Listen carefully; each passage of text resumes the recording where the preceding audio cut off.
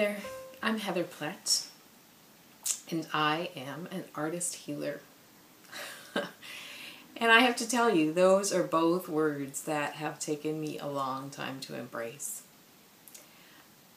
Artist, first of all, well, like all of you, I've probably always been an artist. I played with art when I was a kid. I loved to do art, did everything I could, colored, painted, had an amazing imagination.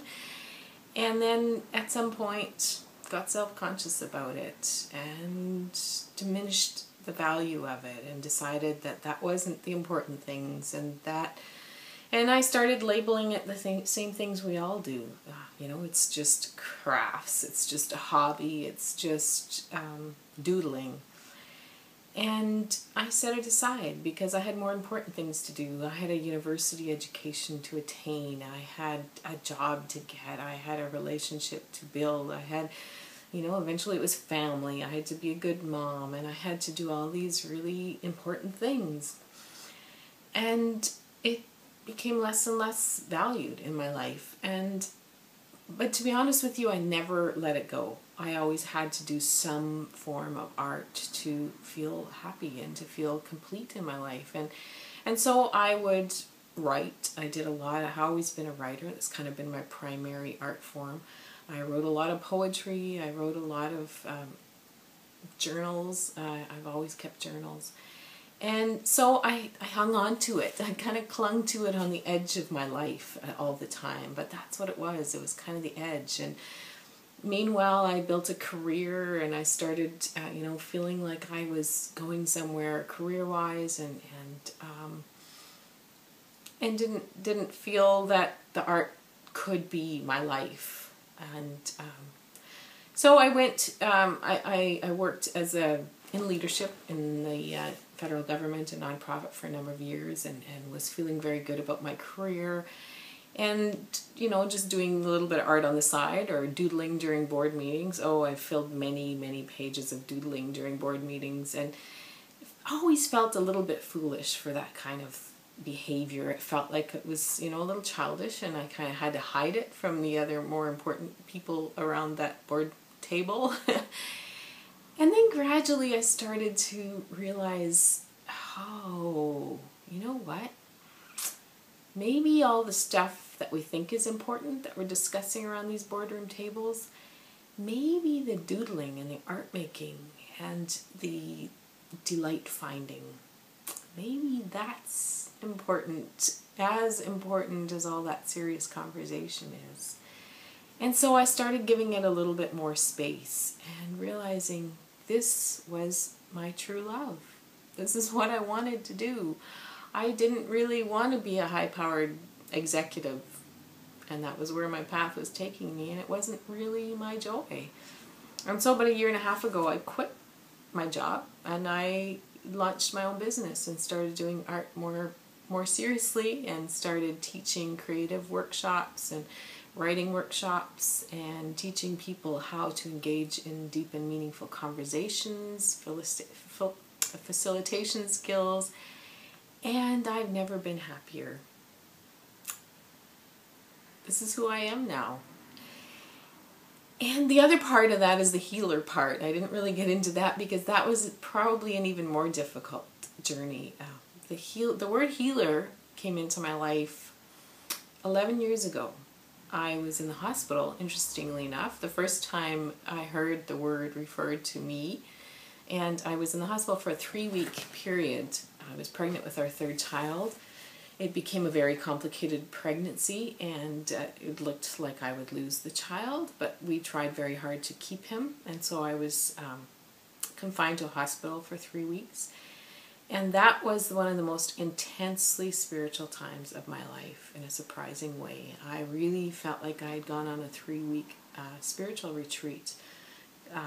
Got much closer to God than I'd ever been in my life, really, and was able to be silent enough to hear God speak.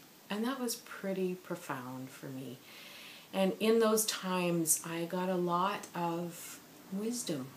A lot of things showed up that were meant for me in my learning journey. And one of those pieces of wisdom that showed up late at night, if I remember correctly, was a little whisper saying, "You are called to be a healer."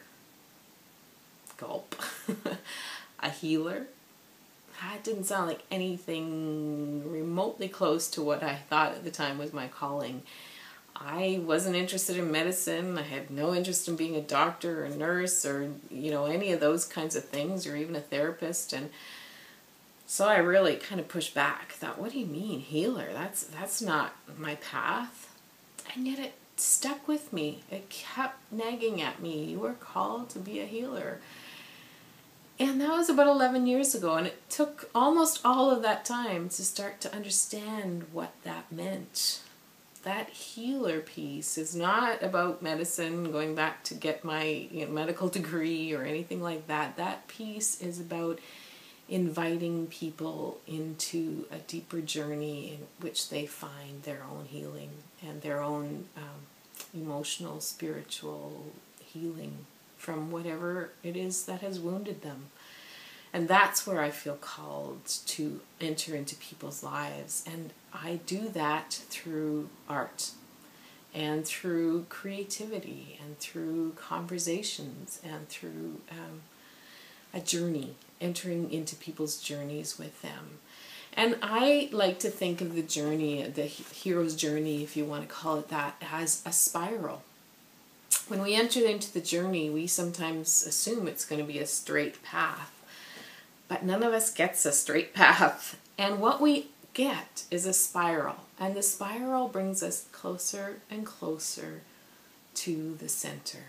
And closer to self, to God.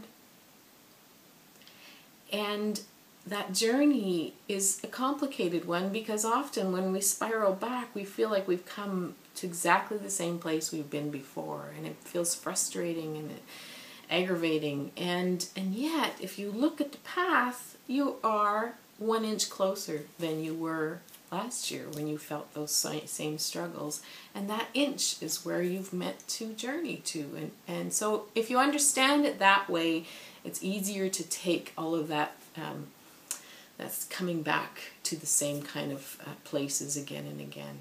So, speaking of spiral, really the journey that has taken hold in my life this year is a journey to circle. I chose circle as my word for the year, partly because I delight in gathering people in circle. It's my preferred group process when I do group facilitation. I teach in circle. I engage community in circle. But also circle has entered my life in the form of mandalas. I have a daily practice where I do mandalas, and mandalas have brought a lot of meaning and healing into my life. I do them all the time. Sometimes I just doodle mandalas, and that kind of brings back the doodling that I did back when I sat at those boardroom tables. And sometimes I journal in mandalas, and I do things that I explore meaning in my life or the path that I'm taking. And these mandalas really have helped me, again, like I say, like that spiral, get closer and closer to Source and to the God of my understanding. And now I'm inviting people into that journey with me. And as I started doing mandalas, I realized what a powerful medium it could be for other people too. And so one recent experience I had, I worked with a client for a number of sessions, and she came to me feeling very broken and wounded. And through the mandala process and some really intense conversations, we started to peel away what those layers were that she was hiding behind, some of the lies she was telling herself. And over the course of a few weeks, she really dove into the mandala process in a really beautiful way. And some of the things that started showing up surprised her in incredible, exciting ways. And now, just this last week, I got an email from her saying she was blown away. She's been transformed by this work. She has rewritten her personal statement for what she puts into the world. She's excited about a new chapter opening up in her life. And so, in that tiny little story, I see evidence of the healer that I've been called to be. And so I'm excited about where the journey is going to take me next, because this is bigger than me. It's bigger than my path. That involves a lot of other people who can be invited into the path with me. So thanks for spending some time with me today.